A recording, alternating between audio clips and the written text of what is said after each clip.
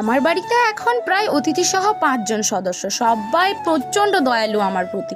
সবাই চাই এই গরমে যেন আমি এক তরকারি বেশি রান্না না করি। প্রথমে বলি আমার বরের কথা। তিনি এসে বললেন, রূপা, এই গরমে একদম বেশি রান্না করবে না, তোমার শরীর অসুস্থ হয়ে যাবে। তুমি এক কাজ করো, তুমি একটু ডাল আর একটু সবজি করে ফেলো, তাহলেই চলবে। তারপর আমার দেবর এসে বললেন, বৌদি ভাই, একটু চিকেন রান্না করলেই তো হয়, আর কিছু দরকার নেই, একটু চিকেন করো তাহলেই চলবে। ননদ তো এসে বললেন, বৌদি, এই ২-৩টা তরকারি গরমে করার কি দরকার বলো তো, তুমি একটু ভর্তা আর একটু ভাজি করো না, তাহলেই চলবে। কি বলি, আমার ননদ জামাইয়ের কথা, ২ দিন হলো টাইফয়েডে ভুগছে, মুখটা একদম সয়ে গেছে, কিচ্ছু খেতে পারছে না। তিনি এসে বললেন, বৌদি, আমার জন্য কিচ্ছু করার দরকার নেই গরমে, শুধু আমার জন্য একটু সাবুর পায়েস করো না।